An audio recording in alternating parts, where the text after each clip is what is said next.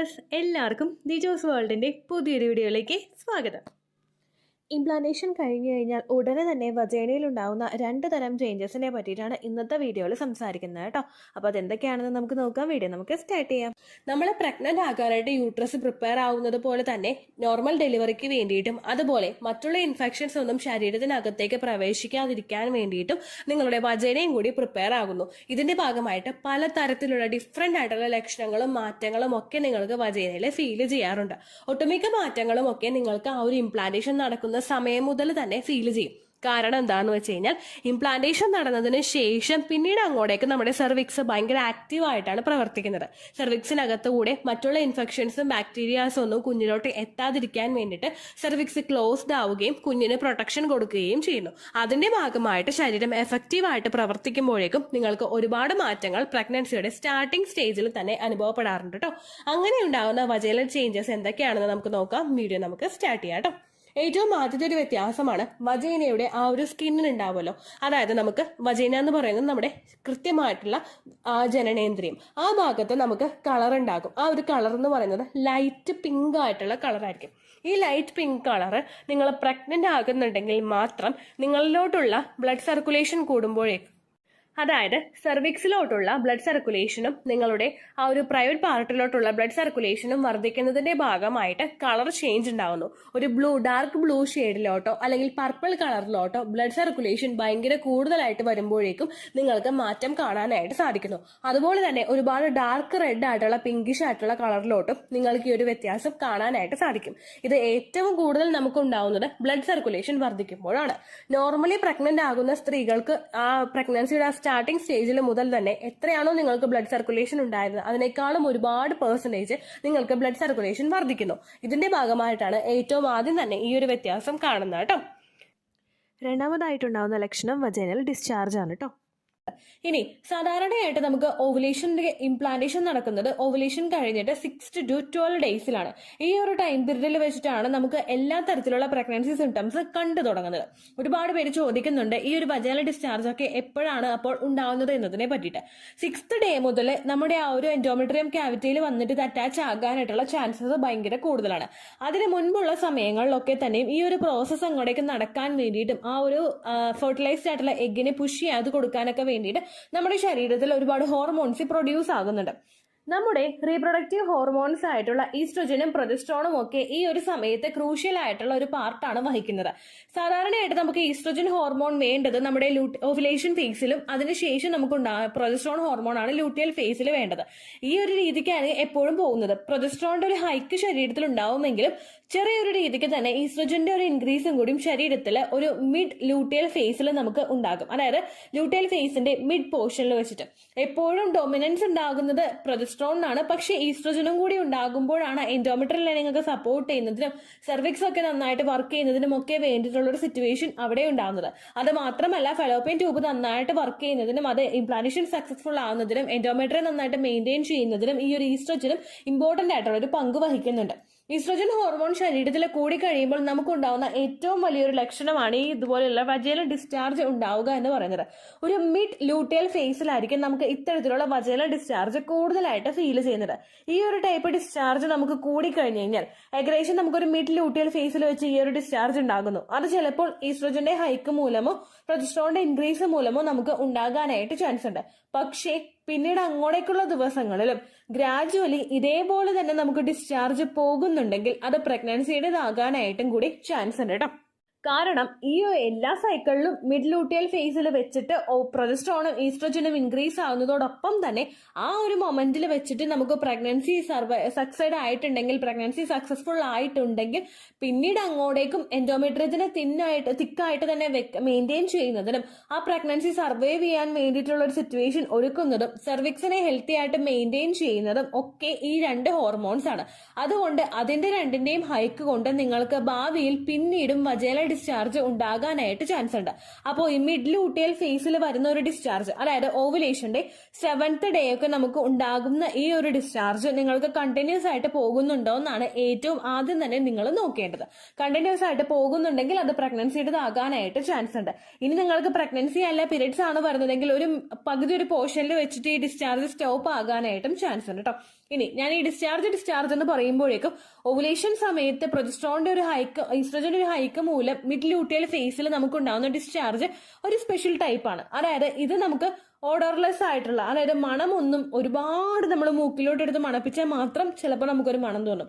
അതല്ലാതെ സ്മെല്ലൊന്നും ഇല്ലാത്ത മിൽക്കി വൈറ്റോ തിന്നോ ആയിട്ടുള്ള ഒരു ഡിസ്ചാർജ് ആയിരിക്കും നമുക്ക് ഉണ്ടാവുന്നത്. ഇത് ചിലപ്പോൾ മിൽക്കി വൈറ്റ് ആയിരിക്കും, അല്ലെങ്കിൽ ക്ലിയർ ആയിരിക്കും. ഞാനിവിടെ തംബ്നെയിലിൽ കൊടുത്തിരിക്കുന്ന ഇമേജ് പോലെ ക്ലിയർ ആയിട്ടുള്ള തിന്നായിട്ടുള്ള, അതായത് ഒരുപാട് കട്ടിയല്ല, നമുക്ക് എന്താ പറയുക, അതൊന്ന് നോക്കിക്കഴിഞ്ഞാൽ നമുക്ക് ഒരു ട്രാൻസ്പെറന്റ്, ഒരുപാട് ട്രാൻസ്പെറന്റ് അല്ല എന്നാൽ ട്രാൻസ്പെറന്റും ആണ്. ആ ഒരു ടൈപ്പ് ഡിസ്ചാർജ് ആയിരിക്കും നമുക്ക് ഈ ഒരു ടൈമിൽ കൂടുതലായിട്ടും ഫേസ് ചെയ്യുന്നത് കേട്ടോ. അത് ചിലപ്പോൾ എഗ് വൈറ്റ് ടെക്സ്ചർ പോലെ ക്ലിയർ ആയിരിക്കും, അതല്ലെങ്കിൽ മിൽക്കി വൈറ്റ് ടെക്സ്ചർ ആയിട്ടുള്ള രീതിക്കായിരിക്കും നമുക്ക് ഉണ്ടാവുന്നത് കേട്ടോ.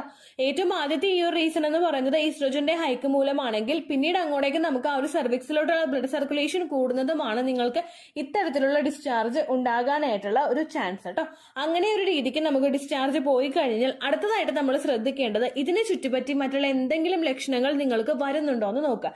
അപ്പോൾ ഒരു 90% വരെ നമുക്കിത് പ്രഗ്നൻസി ആയിട്ട് കൺഫേം ചെയ്യാനായിട്ട് സാധിക്കും. ഇതിനെ ചുറ്റിപ്പറ്റിയുള്ള ലക്ഷണങ്ങളൊക്കെ നമുക്ക് കണ്ടു തുടങ്ങാനായിട്ടുള്ള ഒരു ടൈമാണ് നമ്മുടെ ഈ മിഡ് ലൂട്ടിയൽ ഫേസ് എന്ന് പറയുന്നത്. അതായത് നമുക്ക് ഈ ഒരു ടൈമിൽ ഇംപ്ലാന്റേഷൻ സക്സസ്ഫുൾ ആയിട്ടുണ്ടാകും. ഇത് സക്സസ്ഫുൾ ആകുന്നതിനനുസരിച്ചിട്ട് ശരീരത്തിൽ HCGയുടെ ലെവൽ കൂടും. അതുപോലെ ഈസ്ട്രജനും പ്രൊജസ്ട്രോണും ഹൈക്ക് ഒന്നും കൂടി നമ്മുടെ ശരീരത്തിൽ ഫസ്റ്റ് ട്രൈമസ്റ്ററിലൊക്കെ ഉണ്ടാകും.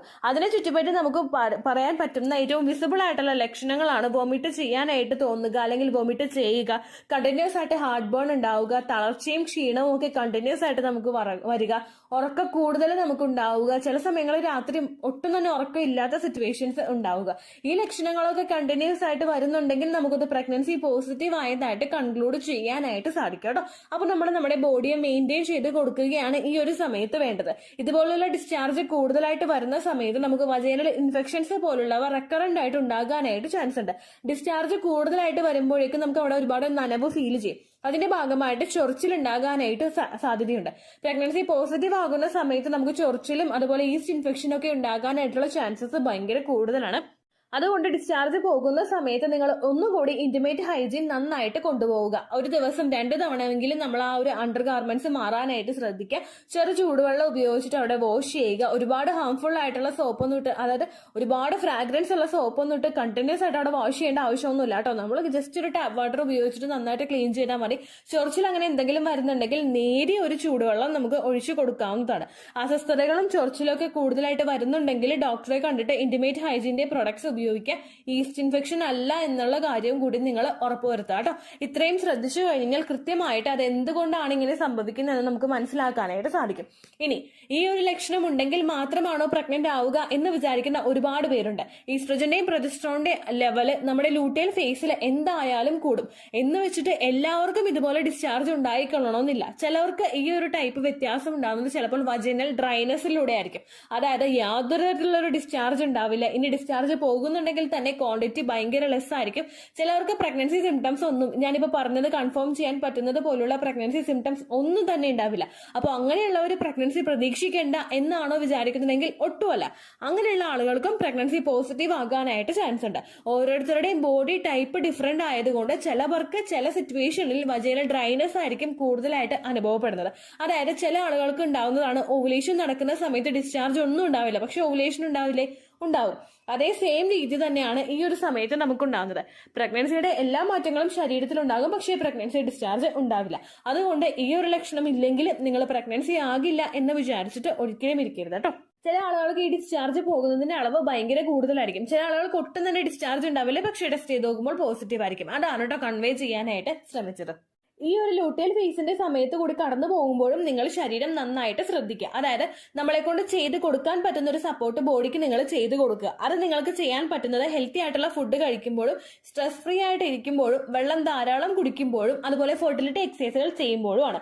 ഈ ഓരോ കാര്യങ്ങളും കൃത്യമായിട്ട് മെയിൻറ്റെയിൻ ചെയ്യുകയാണെങ്കിൽ രക്തയോട്ടം നന്നായിട്ട് വർദ്ധിക്കുന്നതിനും ബ്ലഡ് സർക്കുലേഷൻ പ്രോപ്പർ ആയിട്ട് വന്നു കഴിഞ്ഞ് എൻഡോമെട്രിയൽ ലൈനിങ് തിക്കണായിട്ട് മെയിൻറ്റെയിൻ ചെയ്യുന്നതിനും എംബ്രിയോയിലോട്ടുള്ള ബ്ലഡ് സർക്കുലേഷൻ കൂട്ടാൻ വേണ്ടിയിട്ടും അത് സഹായിക്കും. ഒരുപാട് ആളുകൾക്ക് സെഡൻഡറി ലൈഫ് സ്റ്റൈൽ ഫോളോ ചെയ്യുന്നത് കൊണ്ട് എംബ്രിയോയിലോട്ടുള്ള രക്തയോട്ടം പല കേസിലും ആ ഒരു പ്രഷർ അനുസരിച്ചിട്ട് കൃത്യമായിട്ട് പോകാത്തത് കൊണ്ട് പ്രഗ്നൻസി നഷ്ടമായി പോകുന്നുണ്ട്. ഒരു പ്രഷറിന്റെ കാര്യത്തിൽ വേരിയേഷൻസ് ഒക്കെ സംഭവിക്കുമ്പോഴാണ് ഇതുപോലുള്ള ബുദ്ധിമുട്ടുകൾ ഉണ്ടാകുന്നത്. അത് അവോയ്ഡ് ചെയ്യാൻ വേണ്ടിയിട്ട് നമുക്ക് ധാരാളം നട്ട്സ് കഴിക്കാവുന്നതാണ്. ഒപ്പം ഫെർട്ടിലിറ്റി എക്സസൈസും ചെയ്യാവുന്നതാണ് കേട്ടോ. ഇത്രയേ ഉള്ളൂ വീഡിയോ. യൂസ്ഫുൾ ആയി കാണുമെന്ന് വിശ്വസിക്കുന്നു. യൂസ്ഫുൾ ആവുന്നുണ്ടെങ്കിൽ ലൈക്ക് ചെയ്യുക, ഫ്രണ്ട്സിനൊക്കെ ഷെയർ ചെയ്ത് കൊടുക്കുക കേട്ടോ. എന്തെങ്കിലും സംശയം ഉണ്ടെങ്കിൽ നിങ്ങൾ കമന്റ്സിൽ ചോദിക്കുക. പണ്ടത്തെ വീഡിയോയ്ക്ക് കമന്റ്സ് ഇടുന്നവർക്ക് റിപ്ലൈ ലഭിക്കുന്നില്ലെങ്കിൽ ലേറ്റസ്റ്റ് ആയിട്ട് ഞാൻ ഏത് വീഡിയോ ആണോ അപ്ലോഡ് ചെയ്യുന്നത് അതിന് താഴെ കമന്റ് ഒന്ന് കോപ്പി പേസ്റ്റ് ചെയ്യാനായിട്ട് ശ്രദ്ധിക്കുക കേട്ടോ. അതുപോലെ ഓവുലേഷൻ ഡേറ്റ് കാൽക്കുലേറ്റ് ചെയ്ത് തരാനായിട്ട് റിക്വസ്റ്റ് ചെയ്യുന്ന ആളുകൾ എത്രയാണോ സൈക്കിൾ ലെങ്ത് അത് മെൻഷൻ ചെയ്യാനായിട്ട് ശ്രദ്ധിക്കുക. സൈക്കിൾ ലെങ്ത് എന്നതുകൊണ്ട് ഉദ്ദേശിച്ചത് ഓരോ മാസവും എത്ര ദിവസം കൂടുമ്പോഴാണോ ബ്ലീഡിങ് വരുന്നത് അതാണ് സൈക്കിൾ ലെങ്ത്. കഴിഞ്ഞ മാസം ഒരു 8-ാം തീയതിയാണ് ബ്ലീഡിങ് ആയതെങ്കിൽ ഈ മാസം 6-ാം തീയതിയാണ് ബ്ലീഡിങ് ആയതെങ്കിൽ കഴിഞ്ഞ മാസം 8-ാം തീയതി മുതൽ ഈ മാസം 6-ാം തീയതി വരെ എത്ര ദിവസമുണ്ടോ അത് കാലണ്ടറിൽ എണ്ണി തിട്ടപ്പെടുന്നതാണ് നിങ്ങളുടെ സൈക്കിൾ ലെങ്ത്. സൈക്കിൾ ലെങ്ത് നമ്മൾ കൃത്യമായിട്ട് കാൽക്കുലേറ്റ് ചെയ്യുകയാണെങ്കിൽ ഓവുലേഷൻ ഡേറ്റ് എളുപ്പത്തിൽ കണ്ടുപിടിക്കാൻ വേണ്ടിയിട്ട് ഒരുപാട് ആപ്ലിക്കേഷൻസും ഒരുപാട് ഓൺലൈൻ ആയിട്ടുള്ള വെബ്സൈറ്റുകളും ഇന്ന് നമുക്ക് അവൈലബിൾ ആണ്. പ്ലേ സ്റ്റോറിൽ പോയിട്ട് ഓൺലൈൻ ഓവുലേഷൻ ട്രാക്കർ എന്ന് ടൈപ്പ് ചെയ്ത് കഴിഞ്ഞാൽ നിങ്ങൾക്ക് അതുമായിട്ട് ബന്ധപ്പെട്ടിട്ടുള്ള ആപ്ലിക്കേഷൻസ് കിട്ടും. അത് പറ്റുന്നില്ല എങ്കിൽ ഗൂഗിളിൽ പോയിട്ട് ഓൺലൈൻ ഓവുലേഷൻ കാൽക്കുലേറ്റർ എന്ന് ടൈപ്പ് ചെയ്ത് കഴിഞ്ഞാൽ അതുമായിട്ട് ബന്ധപ്പെട്ടിട്ടുള്ള വെബ്സൈറ്റുകൾ നിങ്ങൾക്ക് കിട്ടും. അതിൽ നിങ്ങളുടെ ലാസ്റ്റ് മന്തിലെ മെൻസ്ട്രേഷന്റെ ഡേറ്റും ഒപ്പം ഞാൻ ഈ പറഞ്ഞ രീതിക്ക് നിങ്ങൾ കാൽക്കുലേറ്റ് ചെയ്യുന്ന സൈക്കിൾ ലെങ്ത്തും എൻ്റർ ചെയ്ത് കൊടുക്കുകയാണെങ്കിൽ നിങ്ങൾക്ക് കൃത്യമായിട്ട് ഓവുലേഷൻ ഡേറ്റ് കണ്ടുപിടിക്കാനായിട്ട് സാധിക്കും. ഫെർട്ടൈൽ ടൈം പീരീഡും നിങ്ങൾക്ക് കിട്ടും. അതായത് എത്ര ദിവസം മുതൽ കോൺടാക്ട് ചെയ്ത് തുടങ്ങിക്കഴിഞ്ഞാൽ നിങ്ങൾ പ്രഗ്നന്റ് ആകും എന്നുള്ളൊരു ഡേറ്റും നിങ്ങൾക്ക് പ്രോപ്പറായിട്ട് കിട്ടും കേട്ടോ. ഇത് കാൽക്കുലേറ്റ് ചെയ്യുന്ന സമയത്ത് സൈക്കിൾ ലെങ്ത് കാൽക്കുലേറ്റ് ചെയ്യുന്ന സമയത്ത് നിങ്ങളുടെ ആ ഒരു കലണ്ടറിൽ നോക്കി തന്നെ നിങ്ങൾ കാൽക്കുലേറ്റ് ചെയ്യുക. പല മാസങ്ങളിലും 30-31 ദിവസമുണ്ട്. അതുകൊണ്ടാണ് അങ്ങനെ പറഞ്ഞത്.